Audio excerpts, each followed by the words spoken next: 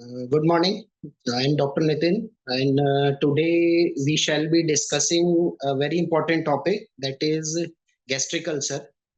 Gastric ulcer basically जब हम OPD करते हैं, चाहे किसी भी स्पेशलिटी की ओपीडी करें, किसी भी सिम्टम्स से पेशेंट देखें, मोस्ट कॉमनली दूसरे सिम्टम्स के साथ हमेशा जो पेशेंट्स एक सिम्टम साथ में बोलते हैं वो होता है कि डॉक्टर साहब हमारे पेट में जलन होती है, कुछ भी खाते हैं तो ब्लोटिंग होती है, गैस की प्रॉब्लम होती है, या पेट में ऊपरी हिस्से में दर्द होता है। तो इसका मुख्य कारण मोस्ट ऑफ द टाइम्स रहता है गैस्ट्रिक अल्सर का होना।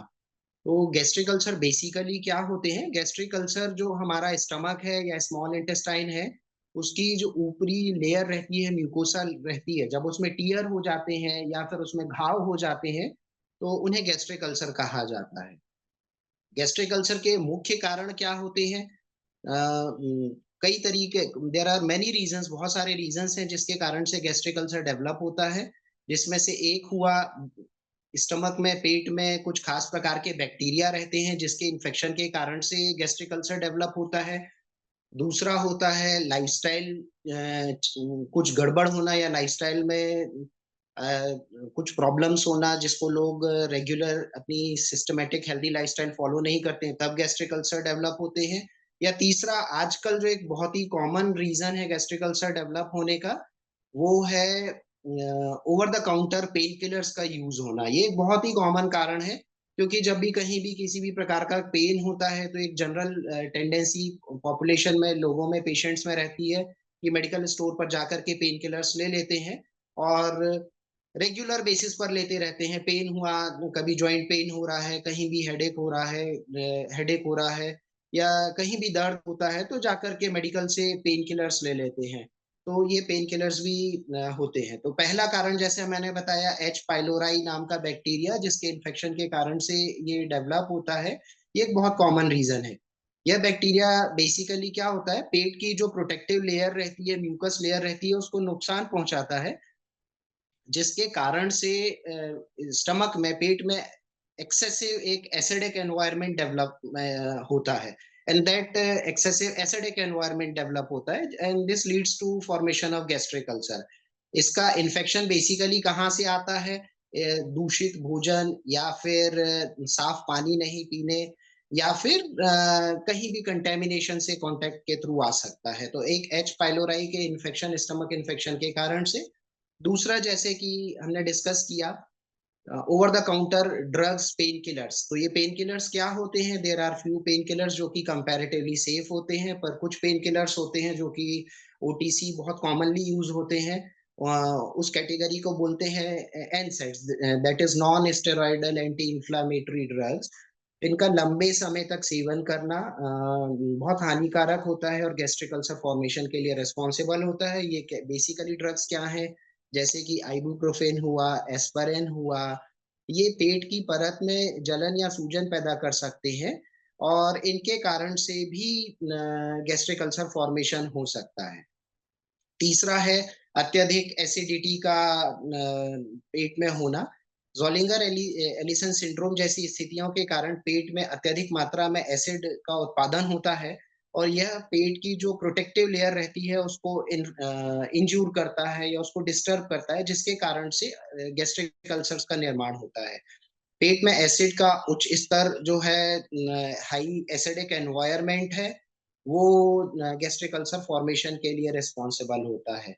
कुछ खाद्य पदार्थ, जैसे कि एक्सेसिव अमाउंट ऑफ कॉफी का लेना, या फिर हाई इनटेक ऑफ अल्कोहल, शराब जो है, ये भी रिस्पॉन्सिबल होते हैं हाई एसिडिक एनवायरनमेंट डेवलप करने के लिए हमारे पेट में, जो कि गैस्ट्रिक अल्सर बनाता है। Next most common lifestyle problem बोलूंगा मैं इसे, जो कि रिस्पॉन्सिबल है, that is smoking. Now smoking is a fashion. हम ओपीडी में देखते हैं छोटे छोटे बच्चे, एडल्ट्स, यंग्स जो है 15-16 साल की एज से स्टार्ट कर देते हैं। उन्हें इसके हार्मफुल इफेक्ट्स नहीं पता होता है। हम सभी जानते हैं स्मोकिंग या टोबैको जो कंजम्पशन है, ये बॉडी के ऑलमोस्ट हर ऑर्गन को डैमेज करता है, और सेम वे स्मोकिंग से गैस्ट्रिक अल्सर का फॉर्मेशन भी होता है। सिगरेट पीने से जो निकोटीन रहता है वो पेट में एसिडिक एनवायरनमेंट करवाता है, और उस हाई एसिडिटी के कारण से जो प्रोटेक्टिव लेयर रहती है स्टमक की या स्मॉल इंटेस्टाइन के इनिशियल पार्ट की, वो डैमेज होती है, and again that leads to this problematic thing. और दूसरे कारण क्या है, जैसे कि stress, again very common factor मैं बोलूंगा। जो सोशल सिस्टम जो डेवलप हो रहा है कि nowadays almost everyone is under some kind of stress, professional stress, personal stress, financial stress बोल सकते हैं। तो जो एक स्ट्रेस रहता है, स्ट्रेस भी एक बहुत कॉमन रीजन है अल्सर्स के डेवलपमेंट का। और उसके कारण से भी पेट का जो नॉर्मल पीएच है या एसिडिक सिस्टम है वो डिस्टर्ब होता है, और हाई एसिडिटी के कारण से फिर से गैस्ट्रिक अल्सर डेवलप होते हैं। अब हम अगर बात करें कि जैसे हमने बात किया कि इसके कारणों की बात किया, अगर हम सिम्टम्स की बात करें, गैस्ट्रिक अल्सर डेवलप हो गया तो हमें कैसे पता चलेगा कि ये गैस्ट्रिक अल्सर के कारण से हो सकता है, तो इसके लक्षण क्या होते हैं। इनके कई प्रकार के लक्षण हो सकते हैं और उनके ऊपर निर्भर कर सकता है कि हमें क्या ट्रीटमेंट लेने की जरूरत है। तो सबसे पहला मुख्य कारण, जैसे मैंने बताया, ओपीडी में यदि हम किसी भी दूसरी बीमारी का भी पेशेंट देख रहे हैं तो most of the patients will complain कि हमें पेट में जलन रह रही है, पेट में दर्द हो रहा है। तो ये बहुत कॉमन सिम्टम लक्षण बोलूंगा। जलन और दर्द पे अक्सर जो रहता है पेट के ऊपरी मिडिल मध्य भाग में रहता है या सीने के निचले हिस्से में रहता है, जो कुछ मिनटों कुछ समय के लिए रह सकता है या फिर पेशेंट को लगातार कंटिन्यूअस भी रह सकता है, लगातार बना रह सकता है। सेकंड हुआ खाने से संबंधित दर्द, यानी कि खाना खाने के बाद में जो पेट है, पेट दर्द है वो सुधर रहा है या और गड़बड़ हो रहा है, ये भी एक उसका लक्षण है। कुछ लोगों को खाने के बाद उसमें आराम मिल जाता है, जो कि सजेस्टिव होता है गैस्ट्रिक अल्सर का, कि अगर खाली पेट में दर्द है और कुछ खा लिया है तो फिर आराम मिल जाना। जबकि कुछ लोगों को हो सकता है कि अगर बहुत ऑयली स्पाइसी फूड लिया है, बहुत गर्म फूड लिया है, तो खाने के बाद में दर्द बढ़ सकता है। तो ये भी एक गैस्ट्रिक अल्सर का ही लक्षण है। तीसरा, अगर हम सिम्टम की बात करेंगे तो ये होता है मतली या उल्टी, जिसे हम बोलेंगे नौशिया या वॉमिटिंग। एक constant feeling of nausea, constant उल्टी होने का मन होना जो रहता है, जिसे हम नौशिया बोलते हैं, ये भी एक लक्षण है। या फिर बीच बीच में बिना किसी कारण के वॉमिटिंग का होना, ये भी एक गैस्ट्रिक अल्सर का लक्षण हो सकता है। नेक्स्ट अगर लक्षण की बात करें तो पेट में एक हैवीनेस बनी रहना, जिसको बोलते हैं पेट में फुलनेस, ब्लोटिंग बोलते हैं। या पेट में जो कॉमन अगर टर्म यूज करें, पेट में लगातार गैस के बने रहना, लोग कहते हैं हमारा पेट फूला रहता है, या फिर कुछ खा लिया तो पेट फूला फूला लगना, भारीपन लगना, हैवीनेस लगना, ये भी एक अल्सर का लक्षण है। अब इस अनइजीनेस के कारण से सामान्यतः क्या होता है कि फिर एक डिस्ट्रैक्शन फ्रॉम फूड हो जाता है, खाने का मन नहीं करता है, तो भूख की कमी जो है, क्योंकि अगर कुछ खा रहे हैं उसके बाद से दर्द हो रहा है तो खाने से डिस्ट्रैक्शन हो जाता है, तो भूख की कमी भी जो है ये एक उसका लक्षण हो सकता है। अब अगर इन लक्षणों को ध्यान नहीं दिया जाए, गैस्ट्रिक अल्सर के ये प्राइमरी इनिशियल लक्षण है, इन्हें ध्यान नहीं दिया जाए और गैस्ट्रिक अल्सर अगर नेक्स्ट स्टेज पर बढ़ जाता है, तो कई बार इन अल्सर से छोटी जो उनकी वेन्स रहती है, खून की नसें रहती हैं, वो रप्चर हो जाती है और वहां से फिर ब्लीडिंग होने लगती है। उसके कारण या इसके चलते क्या हो सकता है, खून की उल्टी होना, या फिर अगर धीरे धीरे करके ब्लीडिंग कंटिन्यूअस हो रही है, तो जो हमारा मल है, मोशंस है, इसका भी ब्लैकनिंग जो है, काला होना, ये भी एक गैस्ट्रिक अल्सर का लक्षण है, जो कि एडवांस्ड स्टेज को दर्शाता है और जिसे हमें नजरअंदाज नहीं करना चाहिए। तो ये कुछ मुख्य लक्षण हैं जिनके थ्रू हम डायग्नोज कर सकते हैं या समझ सकते हैं कि शायद हमें गैस्ट्रिक अल्सर से संबंधित या गैस्ट्राइटिस से संबंधित प्रॉब्लम हो रहा है।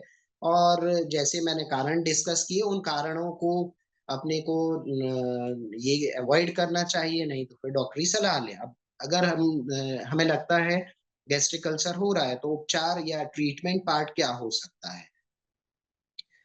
बेसिक रीजन गैस्ट्रिक अल्सर का बनने का, जैसे मैंने डिस्कस किया, high acidic environment in the stomach an initial part of intestine है, तो ये हुआ। तो इसका उपचार पेट के एसिड को कम करना है। एच पाइलोराई बैक्टीरिया जिसके कारण से अल्सर का डेवलपमेंट कभी कभी होता है, तो उसके इन्फेक्शन को मिटाना है। या फिर जो म्यूकोसल लेयर जिसका डैमेज होने के कारण से गैस्ट्रिक अल्सर बनते हैं, वो एक रीजन हो सकता है। तो कैसे इनको स्टार्ट करना है? कुछ दवाएं होती हैं, अगर आपको लग रहा है प्रॉब्लम बहुत ज्यादा है तो नियरेस्ट अपने डॉक्टर से सलाह लें। उनकी सलाह के हिसाब से जो भी टेस्ट करना है वो करें, और दवाएं जो प्रिस्क्राइब करते हैं, कॉमनली यूज्ड मेडिसिन होती हैं पीपीआई यानी प्रोटॉन पंप इनहिबिटर्स। ये पेट में एसिड उत्पादन को कम करते हैं और ट्रीटमेंट पार्ट को हेल्प करते हैं।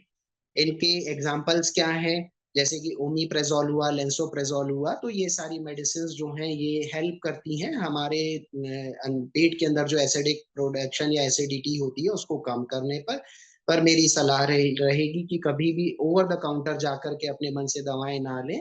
नियरेस्ट क्वालिफाइड डॉक्टर को दिखाएं और उनके हिसाब से जो भी ट्रीटमेंट एडवाइस होता है उसको चालू करें। अगर डॉक्टर को लगता है या आपके इन्वेस्टिगेशंस में आता है कि ये गैस्ट्रिक अल्सर का प्रॉब्लम एच पाइलोराई संक्रमण के कारण हो रहा है, तो कुछ एंटीबायोटिक्स होते हैं जो कि आपको प्रिस्क्राइब किए जाते हैं डॉक्टर के द्वारा, जो हमारे एच पाइलोराई इन्फेक्शन को खत्म करने में हेल्प करते हैं, और ये भी एक ट्रीटमेंट पार्ट है हमारे गैस्ट्रिक अल्सर के ट्रीटमेंट का। अब इसके बाद आता है एंटासिड। पेट में एसिड को निष्क्रिय करने के लिए या इमीडिएट रिलीफ देने के लिए कुछ लिक्विड्स आते हैं जिनको कि यूज किया जाता है, पर इन्हें हमेशा डॉक्टरी सलाह पर ही यूज करें, अपने डॉक्टर से कंसल्ट करने के बाद ही यूज करें। And they also help in से forming a protective layer around the mucosa of the stomach. जो पेट की लेयर रहती है उसको प्रोटेक्शन प्रोवाइड करने में हेल्प करते हैं और अल्सर के प्रोडक्शन को कम करते हैं। तो ये सारे तो ट्रीटमेंट पार्ट की बात हुई। अब अगर हम आगे बढ़े कि दवाओं के साथ में, जैसे एक बहुत ही मुख्य कारण गैस्ट्रिक अल्सर के डेवलपमेंट का था लाइफस्टाइल। लाइफस्टाइल में हुआ ओवर द काउंटर जो ड्रग्स होती है कि होने पर हम तुरंत जाकर के मेडिकल से पेन किलर ले लेते हैं और लगातार उसका सेवन करते रहते हैं बिना मेडिकल एडवाइस के। This is very harmful. इसे मैं हाईली कंडेम करूंगा। पेन किलर्स को इस तरीके से नहीं लेना चाहिए।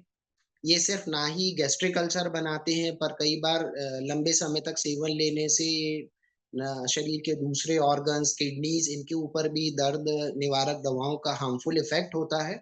तो कभी भी दर्द से संबंधित यदि आपको गोलियां या दवा लेना है तो always take them under medical guidance, और जैसा और जिस ड्यूरेशन के लिए सलाह दी गई है उतना ही लें। कभी भी ओवर द काउंटर जाकर के पेन किलर्स का सेवन ना करें, ये काफी हार्मफुल होता है। अब बात करते हैं दूसरा जो एक अपने कारण डिस्कस किया था, डाइट है। बहुत अत्यधिक मसालेदार खाना, ऑयली स्पाइसी फूड जो होता है, या हम देखेंगे स्मोक्ड फूड होता है, ग्रिल्ड फूड होता है, ये भी एक बहुत मुख्य कारण है और इसे भी अवॉइड करना चाहिए।